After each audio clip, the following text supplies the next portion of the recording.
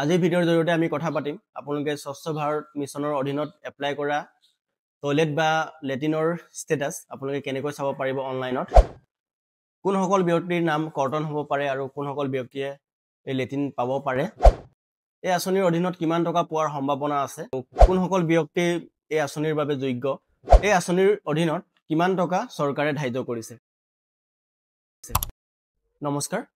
স্বাগতম জনাইছো অন্য এটা নতুন ভিডিঅ'লে আজিৰ ভিডিঅ'টো খুবেই গুৰুত্বপূৰ্ণ যিসকলে চৰকাৰী লেট্ৰিন বিচাৰে আৰু যিসকলে চৰকাৰী লেট্ৰিনৰ বাবে আবেদন কৰি ৰাখিছে তেখেতলোকৰ বাবে এইটো ভিডিঅ' খুবেই গুৰুত্বপূৰ্ণ আজিৰ ভিডিঅ'টোৰ জৰিয়তে মই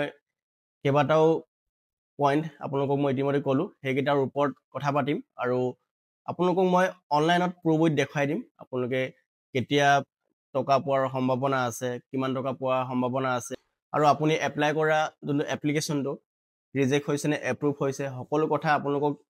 কম আৰু দেখুৱাম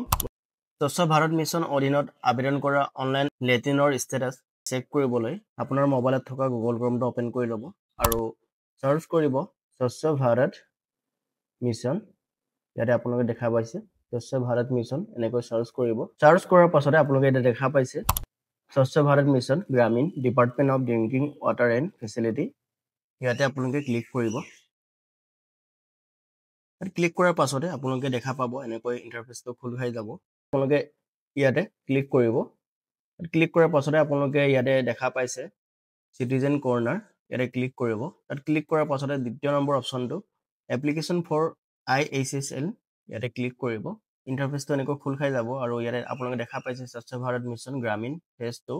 সিটিজেন ৰেজিষ্ট্ৰেচন ইয়াতে এটা কথা আপোনালোকে যদি নিজে এপ্লাই কৰিছিলে তেন্তে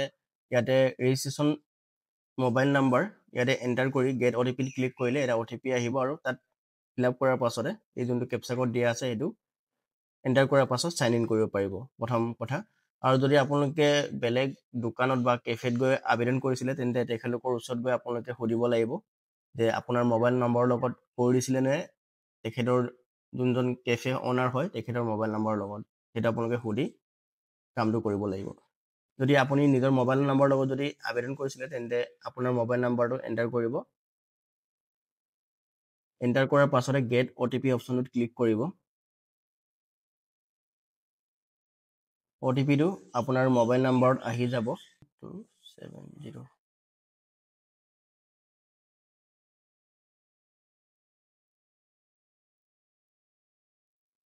সাইন ক্লিক কৰি দিব মোবাইলত ইন্টাৰফেসটো এনেকৈ খোল খাই যাব আপোনালোকে এটা দেখা পাইছে আৰু ইয়াতে তিনটা আছ দেখা পাব লেফট সাইড টপ কৰ্নাৰত তাত ক্লিক কৰিব তাত ক্লিক কৰাৰ পাছত ভিউ এপ্লিকেশন ইয়াতে ক্লিক কৰিব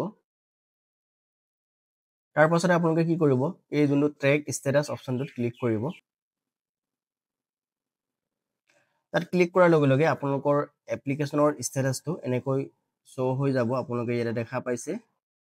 এনেকৈ আপোনালোকে দেখা পাই যাব আপোনালোকৰ এপ্লিকেশনৰ ষ্টেটাছটো আৰু ইয়াতে আপোনালোকে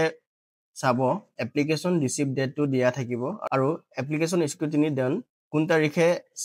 আপোনালোকৰ এপ্লিকেশনটো পৰীক্ষা কৰিছিলে হেতু ডেট দিয়া থাকিব যদি আপোনালোকৰ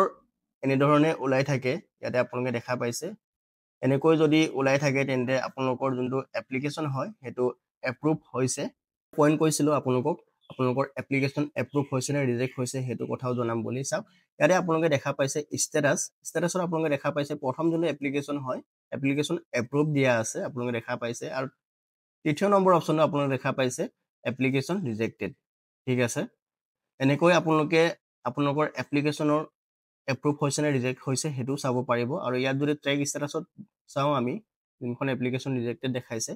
ইয়াতে অলৰেডি ৰিজনটো লিখা থাকিব কিয় এপ্ৰুভ হোৱা নাই rejected by maker your submitted document found incorrect your application is rejected এনেকৈ দেখা দিব আৰু এটা পইণ্ট আপোনালোকক মই কৈছিলো কোনসকল ব্যক্তিয়ে এই আঁচনিৰ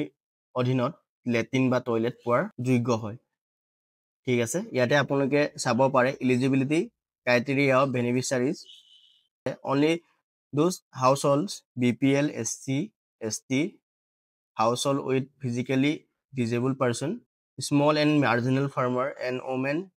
headed household ইয়াতে আপোনালোকক কৈছে যে BPL SC ST মানুহবোৰে পাব পাৰিব আৰু বিকলাংগ মানুহেও পাব পাৰিব আৰু যিসকল লেবাৰৰ মাটি নাই তেখেতলোকেও পাব পাৰিব আৰু সৰু আৰু মধ্যম কৃষকেও পাব পাৰিব আৰু যিবোৰ ঘৰত head of the family female হয় বা মহিলা হয় সেইসকল মানুহেও পাব পাৰিব।